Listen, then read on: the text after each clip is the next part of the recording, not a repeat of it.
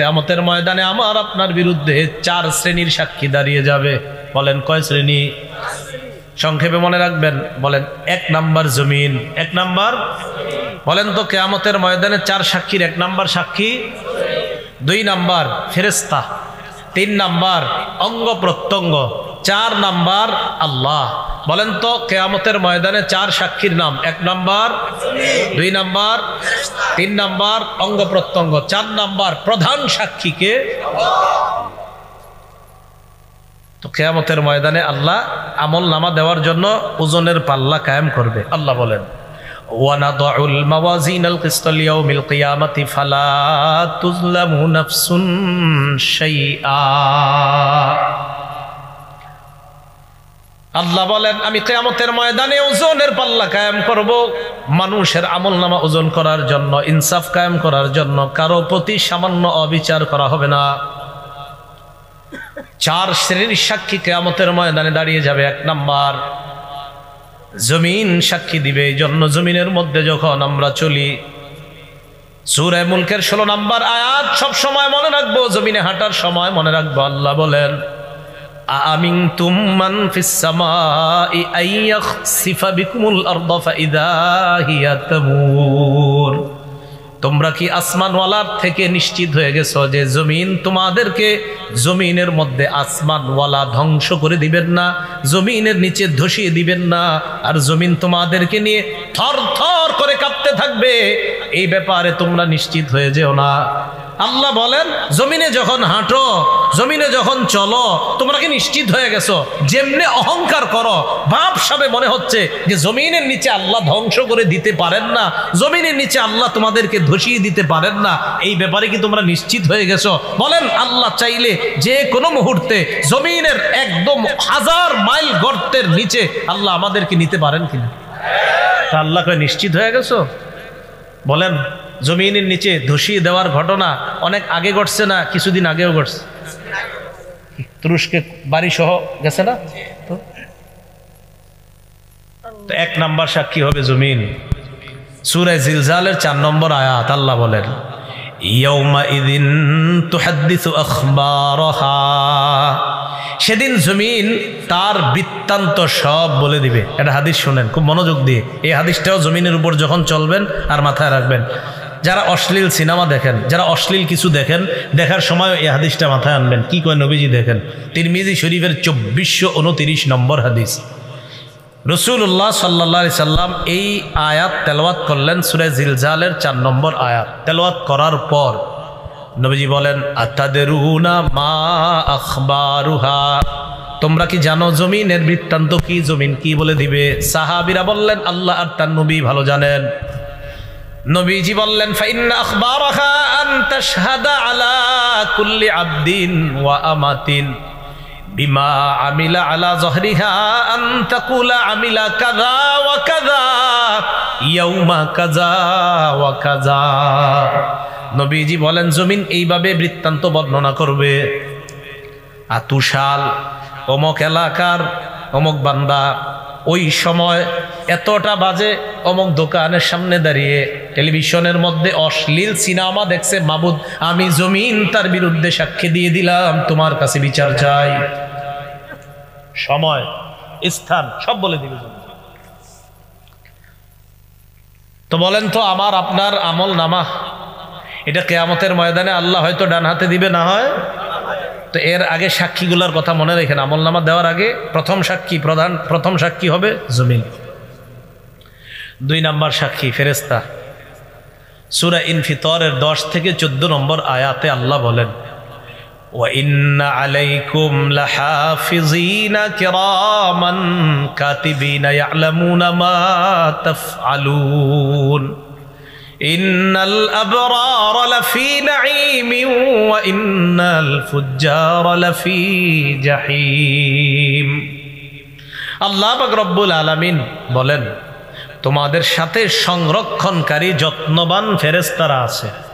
তোমরা যা করো তারা তা দেখে। সম্মানিত লেখকগণ, আল্লাহ এরপর বলেন পুণ্যবানরা নেয়ামতে পরিপূর্ণ জান্নাতে থাকবে আর অপরাধীরা জাহান্নামে থাকবে। বলি নাউজুবিল্লাহ। এখন আমরা বাঙালি তো প্রশ্ন করে ফেলতে পারি। আল্লাহ বলছে সম্মানিত লেখকগণ থাকবেন, লেখকগণ কি করে এটা কিন্তু বলে নাই, লেখকের কাজ কি, কিন্তু এত তো আল্লাহ বলে নাই লেখে। অনেক লেখক আছে লেখে না। তো এইরকম মনে করেন বাংলাদেশিরা এই প্রশ্ন করেও ফেলতে পারে যে হুজুর আল্লাহ বলছে লেখকগণ থাকবে, কিন্তু লেখকগণ লেখবে এটা কই আছে? তো যেহেতু এরকম বইলে ফেলতে পারেন, এই জন্য এই জবাব আল্লাহ কোরআনে দিয়ে দিছে। সূরা যুখরুফের ৮০ নম্বর আয়াতে জবাব আল্লাহ দিছে। আল্লাহ বলেন আম ইয়াহসাবুনা আন্না লা নাসমাউ সিররাহুম ওয়া নাজওয়াহুম বালা ওয়া রুসুলুনা লাদাইহিম ইয়াকতুবুন। তারা কি মনে করে তাদের গোপন কথা আর কানাকানি কথা আমি আল্লাহ জানি না? এমনটা কি তারা মনে করে তাদের গোপন কথা আর তাদের কানাকানি কথা আমি জানি না? আমি আপনাদের সামনে কথা বলতেছি, আল্লাহ কয় এটাও জানি। আমি ওনার সাথে এখন কানে কানে কিছু বলবো, আল্লাহ কয় এটাও জানি। আমি ঠোঁট বলা বন্ধ করব, বন্ধ করার পর আমি মনে মনে কিছু বললাম, আল্লাহ কয় এটাও শুনি, জানি। তুমি ঠোঁট খোলো আর বন্ধ করো। হাদিসের মধ্যে আসছে, হাদিসে কুদসির মধ্যে আসছে, আল্লাহ পাক রব্বুল আলামিন বলেন বান্দা আমাকে যদি ইনজাকারানি ফি নাফসিহি, বান্দা যদি মনে মনে আমারে স্মরণ করে, দেখেন আমি চুপচাপ আছি এখন, ঠোঁট বন্ধ, বিছানায় বালিশে মাথা লাগা চিন্তা করলাম আল্লাহরে নিয়ে, শুধু চিন্তা করছি আমি, কিন্তু ঠোঁট বন্ধ, চিন্তা করছি। আল্লাহ কয় বান্দা তোমার চিন্তা দেখতেছি, শুনতেছি, আমারে তুমি মনে মনে স্মরণ করছো। যাকারতুহু ফি নাফসিহি, আল্লাহ বলে যেই বান্দা আমারে মনে মনে স্মরণ করে আমিও তারে মনে মনে স্মরণ করি।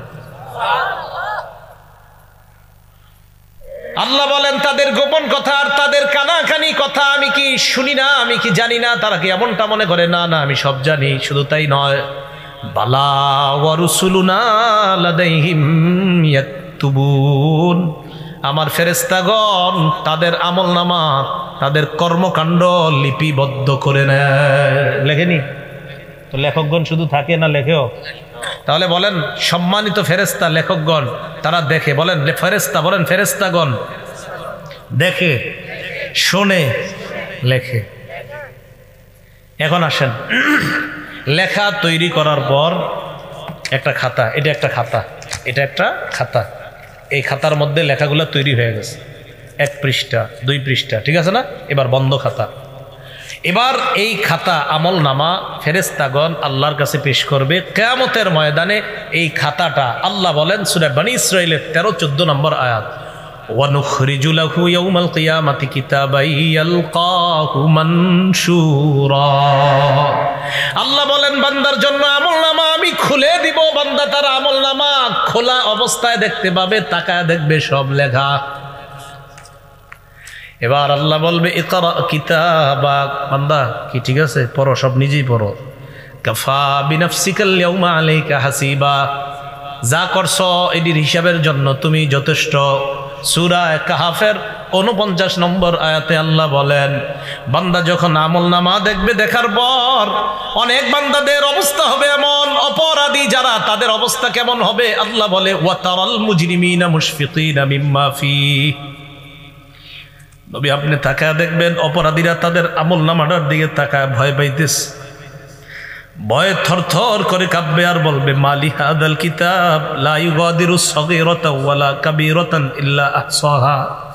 অপরাধীরা আমলনামার দিকে তাকায় ভয়ে ভয়ে চোখগুলা বড় করে তাকায় বলবে সর্বনাশ, এটা কেন আমলনামা, এটা আবার কেমন আমলনামা, ছোট বড় কোনো কিছুই ছাড়ে নাই। আমি রাতের অন্ধকারে মা বাবার দৃষ্টির আড়ালে আমার রুমের মধ্যে দরজা লাগিয়ে অন্ধকারের মধ্যে একা একই একটা অপরাধ করেছিলাম, এটাও দিয়ে এখানে লেখা ইল্লা আহসাহা। বলবে এটা কেমন আমলনামা, তো সব লেখা, পুকুরে পানির নিচে ডুব দিয়ে কি করছেন সব লেখা। ওয়া ওয়াজাদু মা আমিলু হাদিরা, সব পাবে। সূরা নাবার 40 নম্বর আয়াতে আল্লাহ বলেন ইয়াউমা ইয়ানজুরুল মারউ মা কদ্দামাত ইয়াদাহ, মানুষ যা আমল করছে সব দেখতে পাবে। ওয়া ইয়াকুলুল কাফিরু ইয়া লাইতানি কুনতু তুরাবা, কাফের বলবে হায় যদি আমি মাটি হয়ে যেতাম। কাফের কি বলবে? আমি যদি কি দেখা আমলনামা, বলেন কি দেখা? আসেন আগের কথায়, আমলের প্রতিদান নির্ভর করে কিসের উপর? নিয়তটা ঠিক করেন। আল্লাহ বুঝার তৌফিক দান করেন। এখন আমলনামা অপরাধী দেখে এইভাবে কাঁপতে কাঁপতে থাকবে থরথর করে। যাক, শেষ হলো এই পর্ব, দ্বিতীয় সাক্ষীর পর্ব।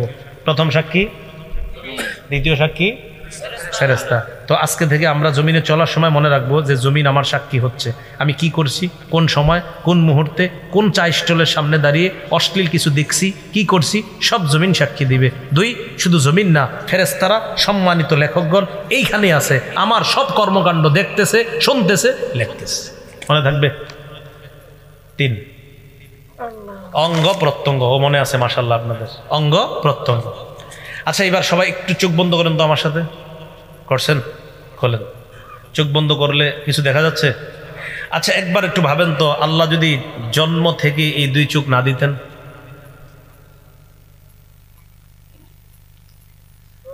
সূরা ইয়াসিনের 66-67 নম্বর আয়াতে আল্লাহ বলেন, ওয়ালাউ নাশাউ লাতামাসনা আলা আ'য়ুনিহিম ফাস্তাবাকুস সিরাতা ফাআন্না ইউবসিরুন। আল্লাহ বলেন, আমি যদি চাইতাম তাদেরকে আমি আল্লাহ তাদের আলো লোপ করে দিতে পারতাম, চোখের আলো লোপ করে দিতে পারতাম। চোখের আলো সরিয়ে দিয়ে আমি আল্লাহ যদি তাদের চোখগুলা চেহারার সাথে মিশিয়ে দিতাম, চলতে চাইলেও তারা চলতে পারতো না। একটু চিন্তা করে দেখো, তোমার এমন করলে কেমন হতো।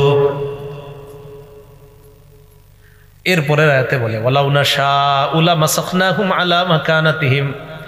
আমি যদি তাদের অঙ্গগুলা বিকৃত করে দিতাম, আমি যদি তাদের চেহারা বিকৃত করে দিতাম, হাত পা অঙ্গহানি করে দিতাম। হাত যদি না থাকতো সুদের টাকা ধরতো না, পা যদি না থাকতো পা দিয়ে খারাপ কাজ করতে যাইতো না। আল্লাহ বলেন, আমি এগুলা দিলাম, তো তুমি কি করতেছো এগুলা? আমি যদি না দিতাম কি করতা? ফামাস্তাতাউ মুদিয়া, সামনেও যেতে পারতা না, ওয়ালা ইয়ারজিউন, পিছেও আসতে পারতা না। কি করতা তুমি? এখন আল্লাহ বলেন, এতগুলো আমি জিনিসগুলা দিলাম আর তুমি খারাপ কাজ করলা। সূরা ইয়াসিনের 65 নম্বর আয়াতে কি বলে দেখেন, আল্লাহ তাকে কিয়ামতের মাঠে জিজ্ঞাসা করবে, এই এটা করছো, এটা করছো? কয় না, আল্লাহ করি নাই। বলবে, আল্লাহ করো নাই? না। আল ইয়াউমা নাখতিমু আলা আফওয়াহিহিম, মুখে মোহর মেরে দিবে। মোহর মারার পর আল্লাহ বলেন, ওয়া তুকাল্লিমুনা আইদিহিম, তাদের হাত আমি আল্লাহর সাথে কথা বলবে।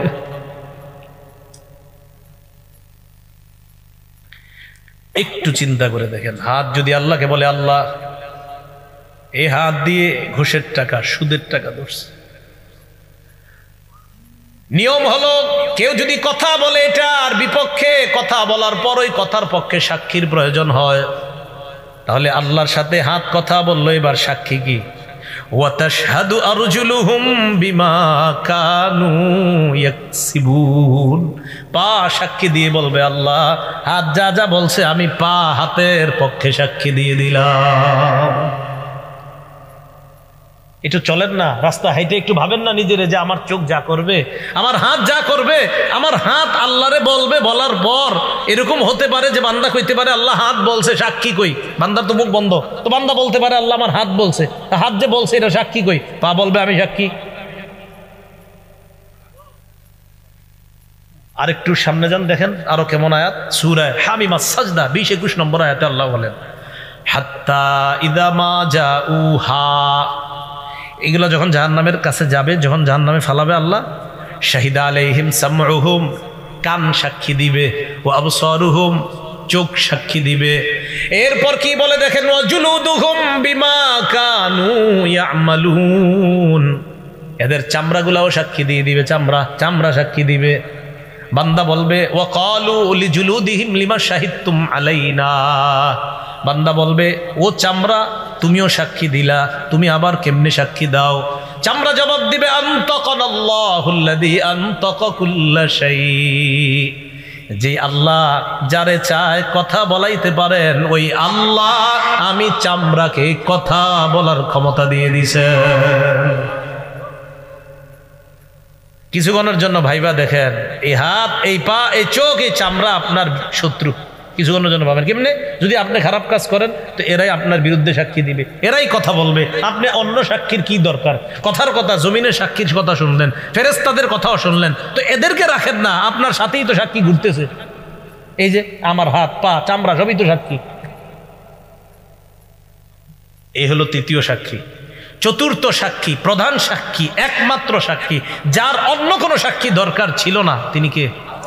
কিন্তু আল্লাহর সিস্টেম সবকিছু করেন, আল্লাহর এটা পদ্ধতি সিস্টেম, যে দেখো বান্দা, আমি তোমার উপর কোনো জুলুম করছি না, তুমি যা করছো এই যে তোমার হাত সাক্ষী দিচ্ছে, তুমি যা করছো ফেরেশতা সাক্ষী দিচ্ছে, তুমি যা করছো জমিন সাক্ষী দিচ্ছে, বান্দা আমি তোমার উপর কোনো জুলুম করি নাই, এগুলো আমার দরকার ছিল না, আমি আল্লাহর, আরে সাক্ষী হিসাবে আমি আল্লাহই তো যথেষ্ট, আমি তো দেখতেছি তুমি কি করো আর না করো। সূরা হামিম আস-সাজদা আল্লাহ বলছো, আওয়ালাম ইয়াকফি বিরাব্বিকা আন্নাহু আলা কুল্লি শাইইন শাহীদ, তোমার এতটুকু কি যথেষ্ট না যে তোমার কর্মকাণ্ডের ব্যাপারে সবচেয়ে প্রধান সাক্ষী আল্লাহ, আর কি সাক্ষী তুমি চাও? আল্লাহ তো সব সময় তোমাকে পর্যবেক্ষণ করতেছে তুমি কি করো আর না করো, তো অন্যগুলো তুমি বাদ দাও। সূরা আলী ইমরানের 5 নম্বর আয়াতের অনুবাদটা বলবো, এই অনুবাদটা আপনারা ডেলি কয়েকবার একজন আরেকজনকে বলবেন, নিজের বিবিরও বলবেন, পরিবারের ছেলে মেয়েদেরকে কয়েকবার পারলে শোনাবেন। আয়াতটা পড়ি এরপরে অনুবাদটা বলবো। আল্লাহ বলেন, ইন্নাল্লাহা লা ইয়াখফা আলাইহি শাইউন ফিল আরদি ওয়ালা ফিস সামা, বলেন আমার সাথে, নিশ্চয়ই আল্লাহর কাছে আসমান জমিনের কোনো কিছু গোপন থাকে না। সন্তান কলেজে যাইতেছে, বলে দিবেন বাবা আল্লাহর কাছে আসমান জমিনের কোনো কিছু গোপন থাকে না, গোপনে কিছু করো না। মেয়েটা যাইতেছে, বালেগা হয়ে গেছে, বাহিরে যাওয়ার সময় বলে দিবেন মা আমি বাবা আছি, তোমার মা আছে, হয়তো আমরা তোমার সামনে থাকি, তুমি কিছু করো না, হয়তো আমাদের অগোচরে তুমি কোনো অন্যায় করতে পারো, তবে একটা কথা মনে রাখো, আল্লাহর কাছে আসমান জমিনের কোনো কিছু গোপন থাকে না, তুমি যা করবা ভালো করো এটাও আল্লাহর কাছে জানা আছে আল্লাহর, তুমি যদি খারাপ করো এটাও আল্লাহর জানা আছে, আল্লাহর কাছে কোনো কিছু গোপন না, তুমি যা যখন যেভাবে করো সব আল্লাহ জানে। এই আয়াতটা প্রতিদিন কয়েকবার একজন আরেকজনের শোনাইবেন অনুবাদটা, যে সূরা আলী ইমরানের 5 নম্বর আয়াতে আল্লাহ বলে দিয়েছেন নিশ্চয়ই আল্লাহর কাছে আসমান জমিনের কোনো কিছু গোপন না। আমার দিকে সবাই তাকান, একটু চোখের দিকে, এই চোখ সামনের দিকে তাকায় রয়েছে, মাঝে মাঝে আর চোখে অন্য কিছু দেখি, এরকম হয় না? আরে হয় কিনা, মনে করেন তাকায় রয়েছে কিন্তু আর চোখে কিছু দেখে ফেললাম, আবার চোখ সরে ফেললাম।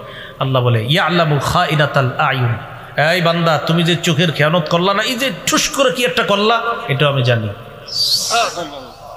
তুমি কি করো? আরে তুমি করোটা কি? আল্লাহ আমাদেরকে বুঝার তৌফিক দান করেন। এখন আমার আমল নামা আমাকে দেওয়া হবে, সাক্ষীদের কাজ শেষ, এবার হয়তো ডান হাতে হতে পারে আমল নামা, না হয় বাম হাতে। আল্লাহ বামপন্থী থেকে এই মুহূর্তে আমাদের কারো নাম থাকলে আল্লাহ যেন কেটে দেয়। ডান হাতওয়ালা যাদের আমল নামা আল্লাহ ডান হাতে দিবে, তাদের কাতারে আমাদের সবার নাম যেন আল্লাহ এখনই লিখে দেয়। সম্ভব না, সম্ভব না, এক মুহূর্ত জাহান্নামের আযাব সহ্য করা সম্ভব না। সূরা হাক্কর 19 থেকে 31 নম্বর আয়াতে আল্লাহ বলেন, ফাআম্মা মান উতিয়া কিতাবাহু বিয়ামিনি, আমল নামা ডান হাতে দেওয়া হবে যাদের একদল, তো দেওয়ার পর পরীক্ষার রেজাল্ট ভালো হইলে কি করেন? খুশিতে আরেকজনের নিয়ে দেখান, আব্বা দেখেন, এই সেই আমল নামা ডান হাতে পাওয়ার পর সে দৌড়ে পরিচিত জনদের কাছে যাবে, যাওয়ার পর বলবে ফায়াকুলু হা উমকরউ কিতাবিয়া, পরিচিত জনদেরকে বলবে যে দেখো আমল নামা আমার পেয়ে গেছি, একটু তোমরাও পড়া দেখো, আল্লাহ আমারে পাশের খাতায় নাম দিয়ে দিস, তোমরা একটু পড়া দেখো আমি পাশ, আমার ডান হাতে দিয়ে দিস। একটু চিন্তা করেন যে আল্লাহ যেন আমারে এটাই করে কিয়ামতের মাঠে, আমাদের সবাইরা যেন এটাই করে। তো এটা বলার পর ওই বান্দার আমলনামা ডান হাতে দিবে, দেওয়ার পর বান্দা বলবে ইন্নী জনান্তু আন্নী মুলাকিন হিসাবিয়া, জানো আমি বিশ্বাস করেছি দুনিয়াতে থাকতে যে আজকের এই হিসাবের মুখোমুখি আমার হতে হবে, এই বিশ্বাস আমার ছিল। আলহামদুলিল্লাহ, হিসাব নেওয়ার পর আমার রব আমার ডান হাতে আমলনামা দিচ্ছে। তো এটা হওয়ার পর আল্লাহ বলে ফাহুয়া ফি ঈশাতির রাদিয়া, সন্তুষ্টজনক অনন্তকালের আরাম আয়েশের মধ্যে ওই বান্দা অবস্থান করবে। ফি জান্নাতিন আলিয়া, উচ্চ জান্নাতের মধ্যে। কেমন জান্নাত? কুতুফুহা দানিয়া, এত সুন্দর বাগানের মধ্যে থাকবে যেই বাগানের ফল ওই জান্নাতি পারবে আর খাবে। আরে না না, পারাও তো একটা কষ্টের ব্যাপার। আমি কি জান্নাতে তারে কষ্ট করার জন্য দিছি না? আমার বান্দার ফল খাইতে মন চাবে, ফলটা তার মুখের কাছে চলে আসবে। এখন দেখেন কি কয় পরে, কুলু ওয়াশরাবু হানিআম বিমা আসলাফতুম ফিল আইয়ামিল খালিয়া। এরপর তাকে বলা হবে, বান্দা খাও, পান করো, স্বাচ্ছন্দ্যে আরামে যেমনে মন চায় খাও। দুনিয়াতে কিছুদিন কষ্ট করেছিলা, রাতে শীতের রাত ল্যাপটা ফালায়া দেয়া মসজিদে ফজর পড়েছিলা, রাতে ঝড় বৃষ্টি হচ্ছে, তুমি সবাই না গেল তুমি গিয়েছিলা, মসজিদে গিয়ে দেখছো শুধু ইমাম মুয়াজ্জিন আর 2-1 জন আছে, মাশাল্লাহ তুমিও গিয়েছিলা বান্দা, একটু কষ্ট করেছিলা, 40 বছর 50 60 বছর কষ্ট করেছিলা তো এখন তুমি গাছ থেকে পাইরা ফল খাবা মানি?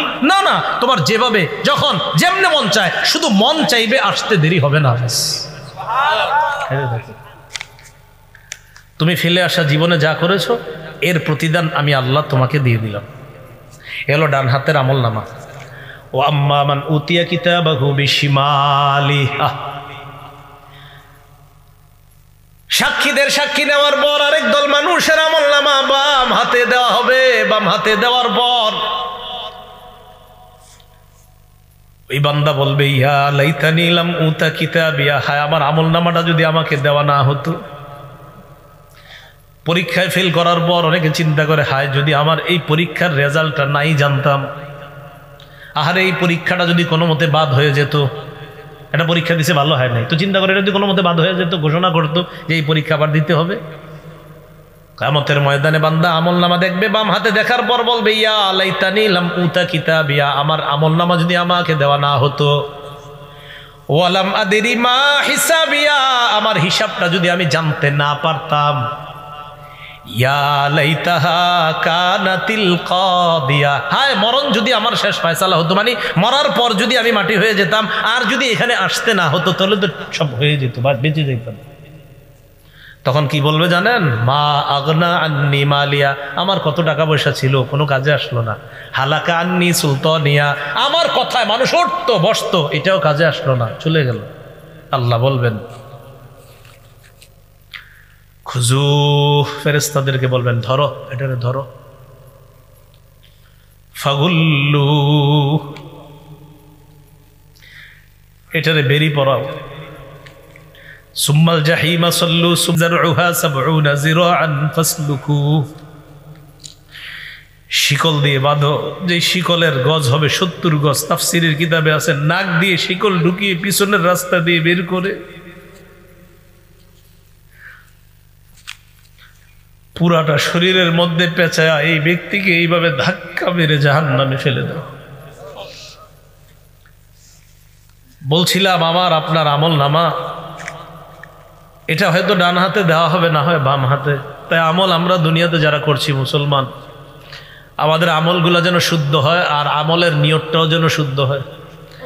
1 টাকা দান করি, সেটাও শুদ্ধ নিয়তে দান করব। 1 লক্ষ টাকা, সেটাও পরিশুদ্ধ নিয়তে দান করব। 1 কোটি টাকা, এটাও শুদ্ধ নিয়তে দান করব, কাউকে দেখানোর জন্য না।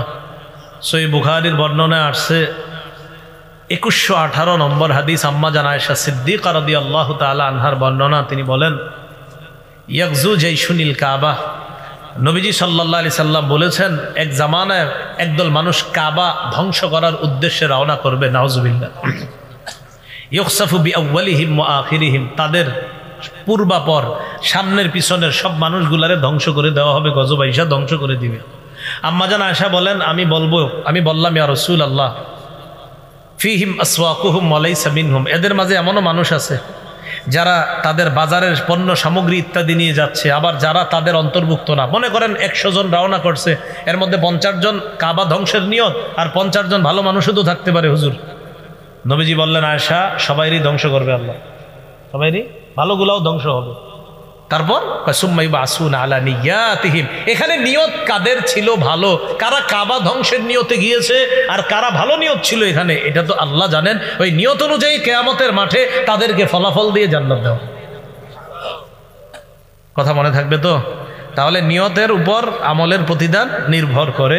সহিহ বুখারীর বর্ণনা 123 নম্বর হাদিস, রাসূলুল্লাহ সাল্লাল্লাহু আলাইহি সাল্লাম বলেন, মান কাতালা লিতাকুনা কালিমাতুল্লাহি হিয়াল উলিয়া ফাহুয়া ফি সাবিলিল্লাহ। এক ব্যক্তি আল্লাহর রাস্তায় লড়াই করে, এক ব্যক্তি আল্লাহর রাস্তায় লড়াই করে, তো আল্লাহর রাস্তায় যিনি লড়াই করতেছে উনি কোন নিয়তে আল্লাহর রাস্তায় লড়াই করতেছে এটা জানে কে? তো কোনো ব্যক্তি যদি আল্লাহর রাস্তায় এই নিয়তে লড়াই করে আল্লাহর কালিমা এটা যেন পৃথিবীর মধ্যে বিজয় লাভ করে, ইসলাম যেন বিজয় হয়ে যায়, এই নিয়তে যদি লড়াই করে তাহলে সে প্রকৃত আল্লাহর রাস্তার মুজাহিদ বলে গণ্য হবে। কেন বলেন তো? নিয়ত পরিশুদ্ধ। বলেন নিয়ত পরিশুদ্ধ। এই জন্য মনে রাখতে হবে রাসূল সাল্লাল্লাহু আলাইহি ওয়াসাল্লাম বলেছেন রুব্বা কাতিলিন ফি সাফাইনে আ'লামু বিনিয়াতিহি আল্লাহু আ'লামু বিনিয়াতিহি। যুদ্ধের ময়দানে সারিবদ্ধ দুই কাতারের মধ্যে মুজাহিদরা দাঁড়িয়ে আছে, কত মুজাহিদরা শহীদ হচ্ছে, এরা প্রকৃত শহীদ কিনা এটা আল্লাহ জানেন, কারণ কোন নিয়তে শহীদ হয়েছে এটা জানেন আল্লাহ। যদি বীরত্ব দেখানোর নিয়তে শহীদ হয়ে থাকে তাহলে তো নিয়ত খারাপ, যদি বাহবা পাওয়ার আশায় শহীদ হয়ে থাকে তাহলে তো নিয়ত খারাপ। হ্যাঁ, আল্লাহর দিন দুনিয়াতে বিজয় হোক এই নিয়তে যারা শহীদ হয় তারাই তো প্রকৃত শহীদ।